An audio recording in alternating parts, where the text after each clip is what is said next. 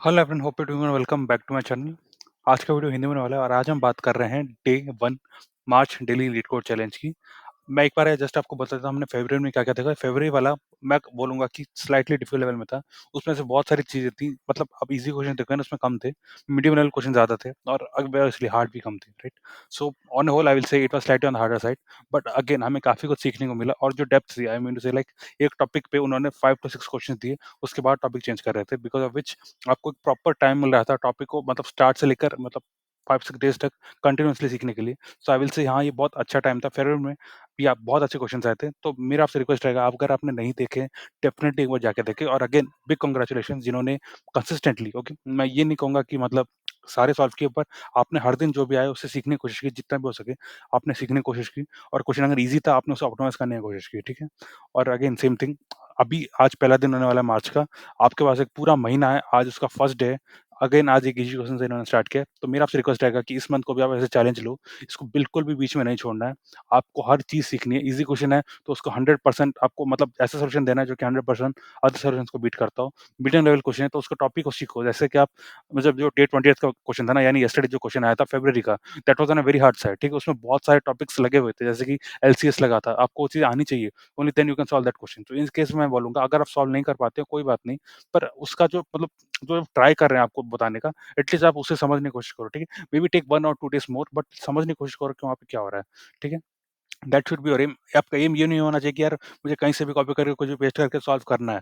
That should not be your aim. Your aim should be कि मैं समझूँ। अगर एक दिन में मैं नहीं समझ पाता, मे बी ओके फाइन, मैं वीकेंड में जब आएगा वीकेंड में समझने की कोशिश करूँगा और फाइनली मैं खुद से वो क्वेश्चन करके दिखाऊँगा, ठीक है? बिना कहीं से कोड देखे, बिना कुछ कहे। मुझे बस आइडिया चाहिए, आइडिया मेरे माइंड में होना चाहिए और कोड में खुद से लिखकर वो आइडिया इम्प्लीमेंट करके सॉल्व करके दिखाऊँगा। That should be your aim and that's how you should be proceeding, ठीक है?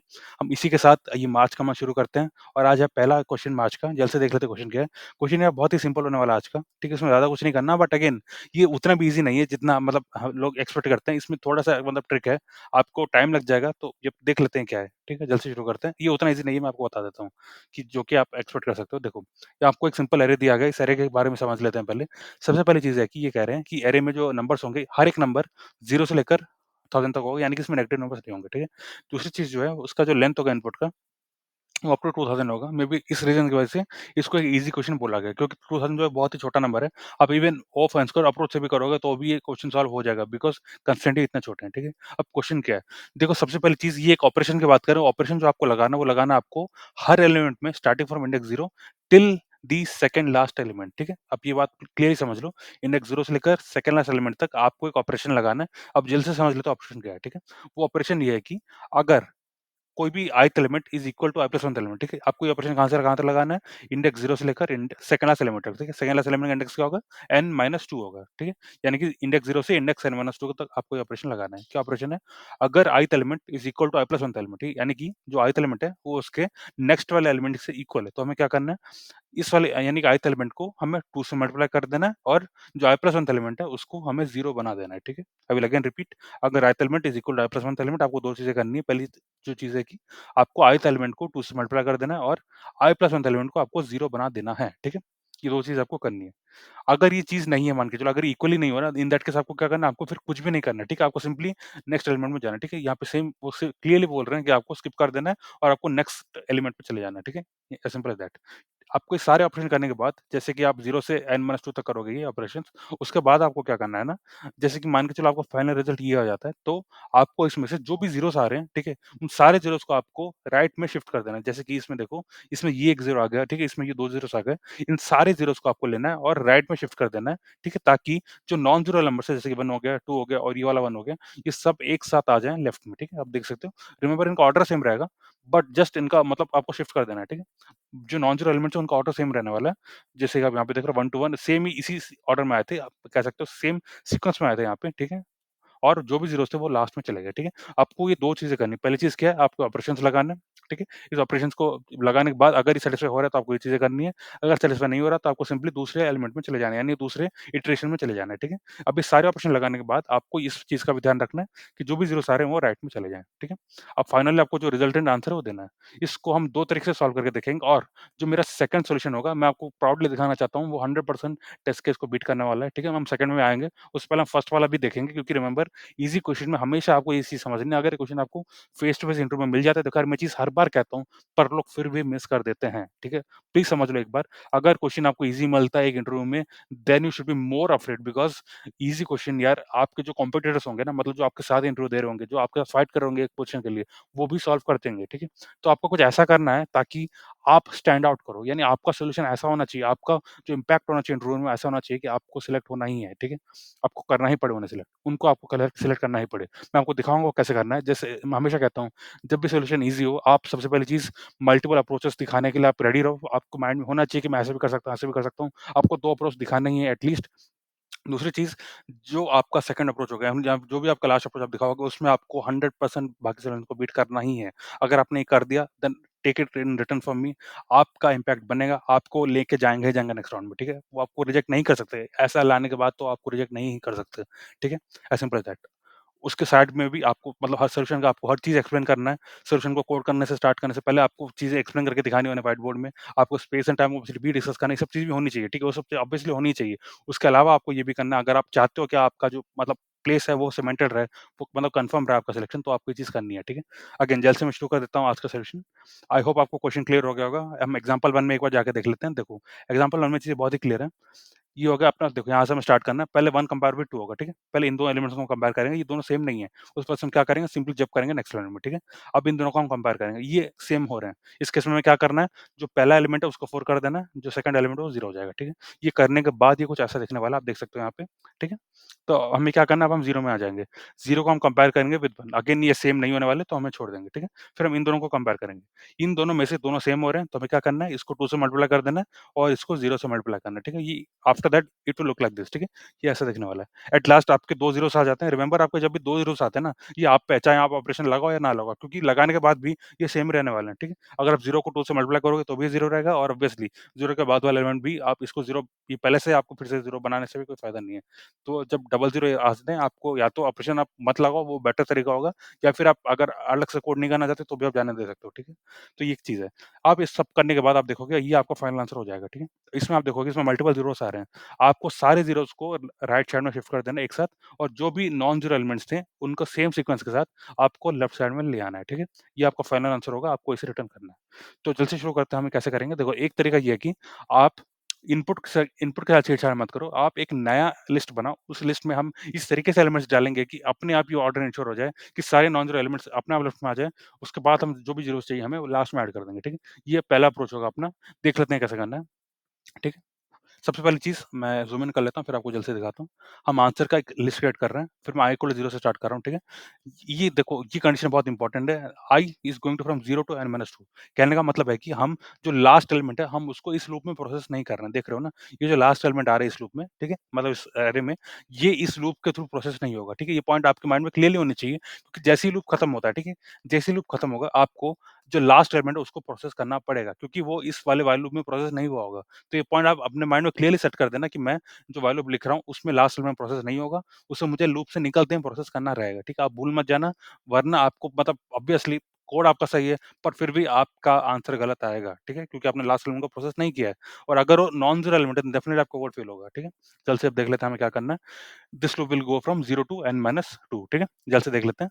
अगर मेरा अभी जो करंट एलिमेंट है वो 0 है, तो मुझे क्या करना है? मुझे सिंपली i+1 कर देना और मैं कंटिन्यू कर दूँगा, ठीक है? तो इसका मतलब क्या है? मैं 0 को देखो, मेरा आइडिया बहुत ही क्लियर है यार, ये जो लास्ट पार्ट आप देख रहे हो ना, कि ज़ीरोस को राइट में शिफ्ट करो एंड ऑल दैट, वो सब हम इसी में करने वाले हैं, ठीक है? जो भी होगा सब इसी फॉर लूप में होगा, मतलब इसी व्हाइल लूप में होगा, ठीक है? हम अलग से नहीं करने वाले कुछ भी। इसी व्हाइल लूप के अंदर हम ज़ीरोस को भी हैंडल करेंगे, उनको राइट में लेके जाना वो भी हम हैंडल करेंगे। एट द सेम टाइम जो नॉन ज़ीरो एलिमेंट्स हैं उनको भी हम एक साथ लगाने का काम करेंगे, ठीक है? जैसे एक 0 आता है, आपको क्या करना है? आपको कुछ नहीं करना, simply go to next iteration, यानी कि जो 0 आएगा हम उसे अपने आंसर में अभी लिखेंगे ही नहीं, ठीक है? As simple as that. अगर उसके बाद आप देख लेते हैं इस कंडीशन में क्या हो रहा है, अगर हम इसमें चेक कर रहे हैं कि ith element is equal to i+1th element, हमें क्या करना है? आपको करंट एलिमेंट को इंटू 2 से मल्टीप्लाई करना है, ठीक है? इंटू 2 करना है और उसको अपना आंसर में अपेंड कर देना है, ठीक है? As simple as that. फिर आप देखो देखो ये चीज़ अगेन बहुत इंपॉर्टेंट है, इसके बाद ध्यान से देखना। हम नेक्स्ट एलिमेंट को 0 कर दे रहे हैं नाउ। अब मुझे ध्यान से देख कर बताओ, देखो यार हम क्या कर रहे हैं? नेक्स्ट एलिमेंट को 0 कर रहे हैं, ठीक है? यानी अभी हम i में हैं, i+1 को 0 कर रहे हैं। अब आप देख सकते हो जैसे हम नेक्स्ट इटरेशन में जाएँगे, ये कंडीशन ट्रू होगा और इसकी वजह से हम उसके बाद भी कंटिन्यू करेंगे, देख रहे हो ना? जैसे ही मतलब कंडीशन ट्रू होता है, उसके नेक्स्ट वाले केस में ये कंडीशन भी ट्रू हो जाएगा। क्यों? देखो हम क्योंकि i+1 एलिमेंट को 0 कर रहे हैं। तो उस वजह से मैं क्या कर रहा हूँ इसको अवॉइड करने के लिए, मैं इसे डायरेक्टली i = i+2 कर रहा हूँ, ठीक है? नॉर्मली i = i+1 करते हैं लोग, ठीक है? मैं i+2 कर रहा हूँ, क्यों? क्यों मुझे पता है जो i+1 एलिमेंट होगा वो 0 है पहले से, ठीक है?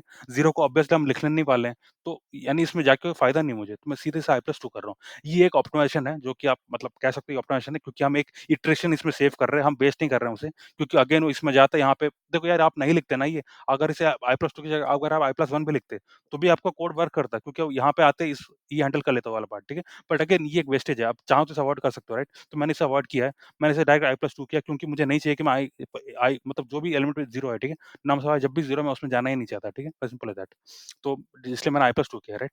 अगर ये कंडीशन ट्रू नहीं हो तो आपको क्या करना है? बहुत सिंपल है, आपको जो एलिमेंट है उसे एज़ इट इज़ अपने आंसर में लिख दो, ठीक है? आप उसे एज़ इट इज़ अपने आंसर में लिख दो और i+1 कर दो, ठीक है? ये चलता जाएगा, ठीक है? ये कोड अपना चलता जाएगा, इससे होता क्या है ना कि जब भी कोई 0 होगा, जैसे आप देख सकते हो ना यहाँ पे ज़ीरोज़ थे, ठीक है? ज़ीरोज़ क्रिएट हो रहे थे बेसिकली, यहाँ पे ज़ीरोज़ क्रिएट हो रहे थे बेसिकली, ठीक है? वो चीज़ें प्रोसेस नहीं होंगी, वो चीज़ें आंसर में नहीं लिखी जाएँगी, आप समझ रहे हो ना? सिर्फ नॉन ज़ीरो एलिमेंट्स ही आंसर में लिखी जाएँगी, कोड इस तरीके से लिखा गया है कि सिर्फ नॉन ज़ीरो एलिमेंट्स ही आंसर में लिखी जाएँगी, ठीक है? As simple as that.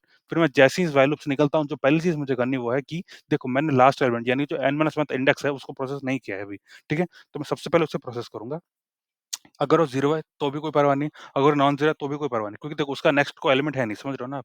उसका नेक्स्ट में कोई और एलिमेंट नहीं है, तो उसके ये जो कंपैरिज़न है ऑब्वियसली हम लास्ट एलिमेंट के साथ कर नहीं सकते हैं। तो वो जो भी होगा, 0 होगा, नॉन ज़ीरो होगा, एज़ इट इज़ हम उसे अपेंड करने वाले हैं, ठीक है? तो आंसर डॉट अपेंड करेंगे नम्स ऑफ i-1 को।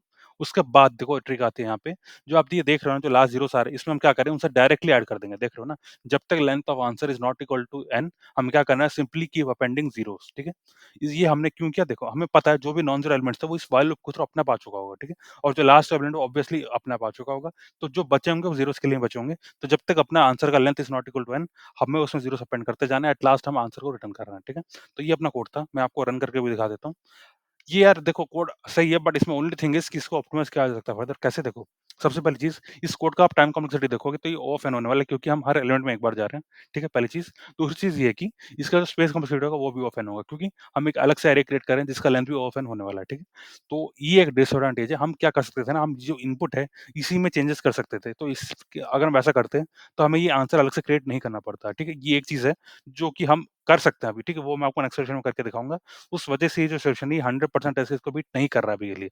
मैं आपको जो नेक्स्ट सॉल्यूशन दिखाऊँगा वो बीट करेगा, ठीक है? अभी हम उसमें जाएँगे। उससे पहले मैं आपको एक चीज़ बोल देना चाहता हूँ, अगर आप इंटरव्यू में हो, फेस टू फेस इंटरव्यू में, आप एक बार इंटरव्यू से पूछ लेना कि क्या मैं इनपुट में चेंजेस कर सकता हूँ? क्या उसे भी एक एज़ अ ऑप्टिमाइज़ेशन कंसीडर किया जाएगा? आप उससे पूछ लेना इंटरव्यू से, क्योंकि बहुत सारे इंटरव्यूअर मे बी वो कंसीडर नहीं करेंगे। क्योंकि देखो इस केस में ये लास्ट ऑप्शन है। हो सकता है कि कुछ और भी मतलब ऑप्शनेशन पॉसिबल हो इसी कोड में, ठीक है? तो मे बी वो चाहेंगे कि आप उसे यहाँ पे ही करके दिखाओ, ठीक है? Instead of doing the changes in the input itself, ठीक है? तो डिपेंड करता है इंटरव्यूअर की क्या माइंडसेट है, उसको क्या बोला गया है कि क्या टेस्ट करना है उसे।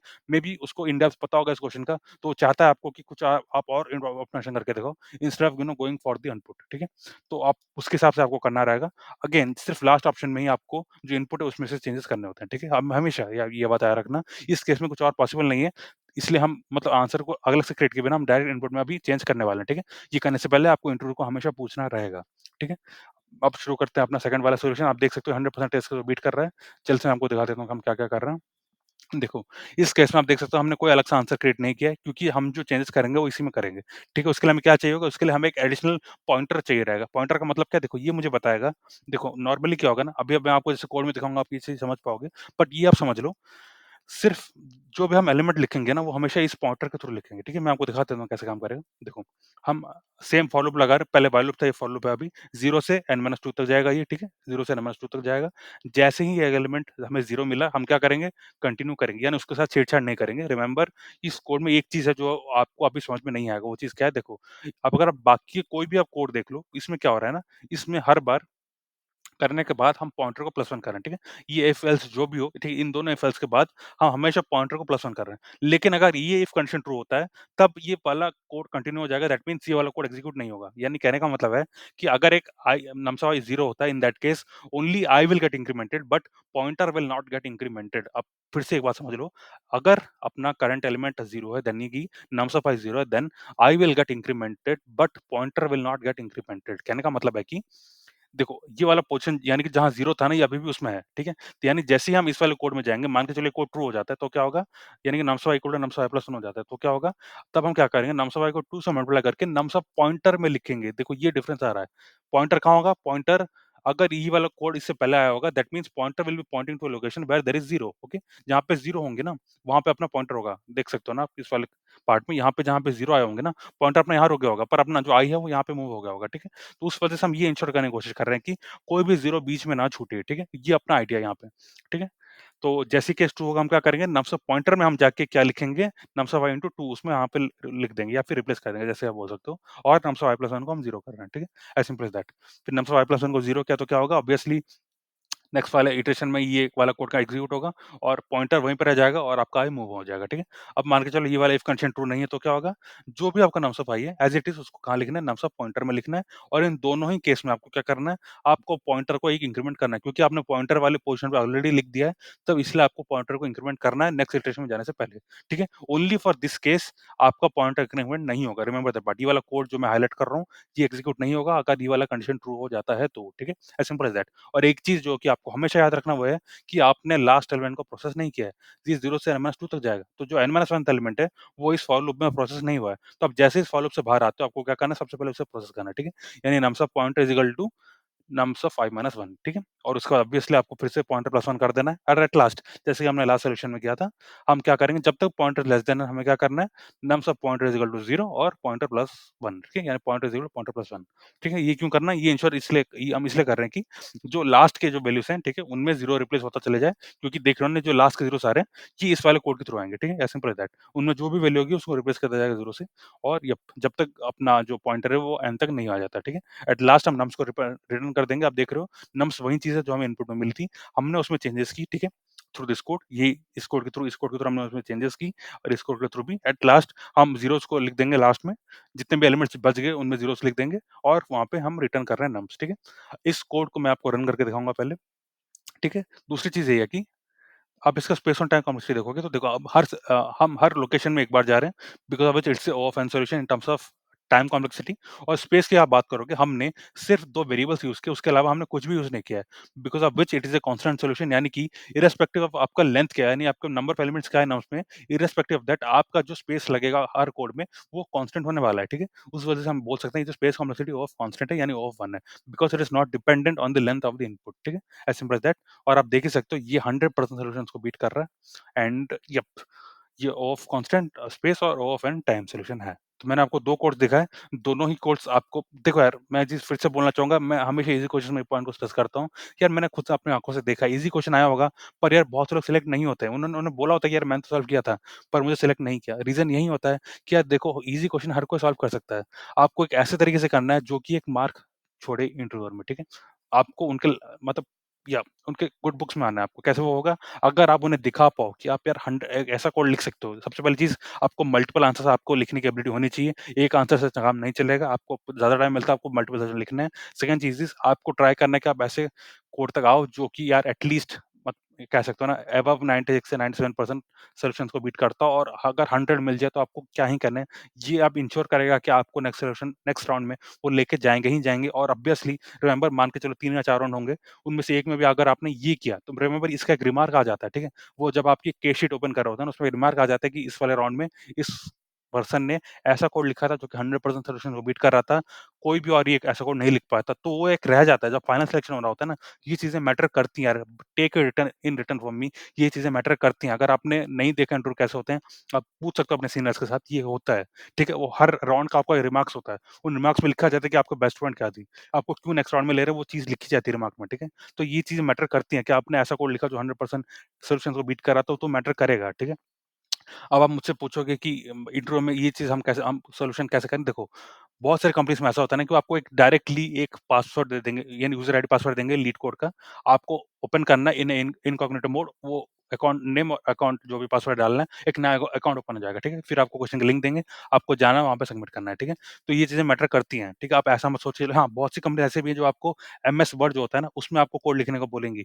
उनका ये एम रहेगा ना कि देखो यार वो ऑनलाइन देखो ये ऑनलाइन का ज़माना अब जा चुका है, ठीक है? I mean at least for interviews for big companies वो आपको अपने कैंपस में बुला के फेस टू फेस करेंगे, ठीक है? If not in a laptop then at least face to face in a room वो आपका होगा, ठीक है? तब आपको व्हाइट बोर्ड में ये सब करना होगा। हाँ, वो that is equivalent to in writing in MS Word, ठीक है? ऑनलाइन के टाइम में वो एमएस वर्ड में होता था। पर अगेन वो इनिशियल राउंड होगा, जो फाइनल राउंड होगा ना उनमें आपको एक कंपाइलर में कोड एडिट कंपाइल करके तो दिखाना ही पड़ेगा, आपको रन करके तो दिखाना ही पड़ेगा। और मान के चलो आपको लीड कोड में मिलता है या फिर आपको किसी और प्लेटफ़ॉर्म में मिलता है, then that will also show like कि आप कितना सॉल्यूशन को बीट कर रहे हो एंड ऑल दैट, ठीक है? तो ये चीज़ भी मैटर करेगी तब। एट लीस्ट आपको जो टाइम मिलीसेकंड्स आ रहा है ना, ये 0 मिलीसेकंड्स या फिर जो भी मिलीसेकंड्स आता है, based on that at least अगर ये ना दिखाए कि 100% है, फिर भी आपको वो तो दिखाएगा कि 0 मिलीसेकंड्स आ रहा है कि क्या। ठीक है? उस केस में आपको ये इंश्योर करना है कि यार वो that should not cross 100 milliseconds. यानी कि अगर 100 को क्रॉस कर रहा है that means it is not a good और एफिशिएंट वन, ठीक है? क्योंकि ऐसे ईज़ी कोड में एट लीस्ट आपको 0 मिलीसेकंड्स तक तो नहीं, at least 4 to 5 milliseconds should be enough, okay? 100 को क्रॉस कर रहा है दैट मीन्स आपने ओवर फैन स्क्वायर या फिर उससे बड़ा सॉल्यूशन लिखा है that, okay? Which is not again good. So या फिर that was all for this video. मैं यार हमेशा ट्राई करता हूँ कि आपको पूरा कंप्लीट पिक्चर दूँ क्योंकि देखो सॉल्यूशंस यार आप ले आओगे ऐसे ईज़ी क्वेश्चंस का कहीं से भी, even in ChatGPT if you type may be you will get solution for this, ठीक है? पर डिफरेंस ये है ना कि आपको यार इंटरव्यू क्लियर फिर भी नहीं होगा आपसे, समझ रहे हो ना? इंटरव्यू देखो क्लियर करने के लिए आपको बहुत सारी चीज़ें चाहिए होती हैं, नॉट जस्ट कोडिंग। कोडिंग में भी आपको यार तब तक करते रहना है जब तक आपको बेस्ट सॉल्यूशन ना मिल जाए, ठीक है? जहाँ तक आपकी एबिलिटी वहाँ तक आपको करना ही करना है। सो या फिर that was all for this video. यार मैं ट्राई करता हूँ कि आपको बेस्ट आइडियाज़ दूँ बट अगेन अगर यार डिपेंड करता है आप मुझसे क्या चाहते हो। मेबी आप अगर कमेंट सेक्शन में लिख सको कि आप मुझसे क्या चाहते हो? जस्ट आप सॉल्यूशन मुझसे देखना चाहते हो कि आप मुझसे इंटरव्यू के भी टिप्स चाहते हो? ये चीज़ें आप प्लीज़ क्लियर करो यार इंटरव्यू मतलब ये कमेंट सेक्शन में ताकि मैं उस हिसाब से वीडियो बनाऊँ। मेबी अगर आपको वीडियो छोटा चाहिए होगा तो मैं ये पॉइंट्स इंक्लूड नहीं करूँगा। पर मेरा ये मानना है कि यार देखो अगर आप कोडिंग कर रहे हो तो ऑब्वियसली आपका ये एम होना चाहिए ना कि आप बड़ी कंपनी से क्लियर करो। तो उसके लिए आपको ये पॉइंट चाहिए ही चाहिए। अगर आप हैबिट के लिए मतलब आप जस्ट एज़ अ हॉबी आप कोडिंग करना चाहते हो बिना कोई पर्पज़ के देन आई एग्री कि ये चीज़ आपके काम की नहीं है तब, ठीक है? आप जस्ट अपने मज़े के लिए कोडिंग कर रहे हो, आपका कोई ऐसे एम नहीं है कि कोई कंपनी के लिए करो। देन मेबी ये चीज़ आपके लिए हेल्पफुल नहीं है बट अगेन ज़्यादातर लोग मेरा ये मानना है कि उनको ये एडवाइस नहीं मिलते हैं जिस वजह से वो बड़ी कंपनी से क्लियर नहीं कर पाते हैं। इसलिए मैं अपने हर वीडियो में ये चीज़ें बता रहा होता हूँ। सो या फ्रेंड्स आज फर्स्ट मैच है, एक नया स्टार्ट है। आप प्लीज़ एन्श्योर करो कि पूरा मंथ आप मतलब डेडिकेटेडली करो। डेफ़िनिटली 1 या 2 घंटे आप अपने शेड्यूल से निकाल दो। मेबी अर्ली मॉर्निंग या फिर मैं कहूँगा अर्ली मॉर्निंग ही करो क्योंकि लेट नाइट हमेशा पॉसिबल नहीं हो पाता है। अर्ली मॉर्निंग ही ट्राई करो। एंड यप 1 से 2 घंटे आप डेफ़िनेटली निकालो, डिपेंडिंग ऑन कि आप कितना सीख चुके हो और कितना आपका पेंडिंग है।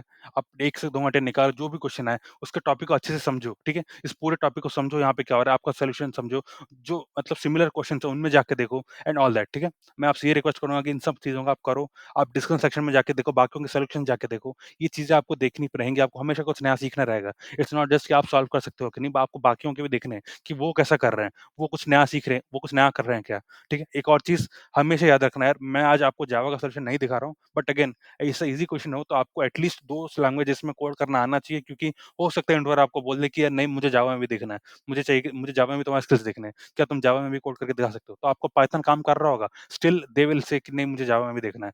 तो आप ट्राई करके जावा में लिख के देखो, अगर आप नहीं कर सकते मुझे बोलो मैं करके दिखाऊँगा। इस क्वेश्चन में मैंने वो नहीं किया है क्योंकि मैंने ऑलरेडी 2 सॉल्यूशन आपको दिखाया है। मैं जावा जावा का भी दिखाता तो वीडियो लंबा हो जाता, बट अगेन ये डूएबल है, डेफिनिटली डूएबल है। आपको ये चीज़ जावा में भी करनी आनी चाहिए, ठीक है? एटलीस्ट 2 प्रोग्रामिंग लैंग्वेज आपको डेफिनिटली आपको आनी ही चाहिए। उनमें से एक जावा होना चाहिए, दूसरा आप कुछ भी ले सकते हो, ठीक है? Python is the trend now. आप पाइथन लोगे आपको हेल्प होगा बट अगेन जावा आपको आना ही चाहिए क्योंकि या जावा इज़ ओल्ड वन, वो रिप्लेस होगा in coming years but still it is there. तो आपको वो भी आना चाहिए, ठीक है? Yup. So yeah that is all for this video and see you tomorrow. Thanks a lot.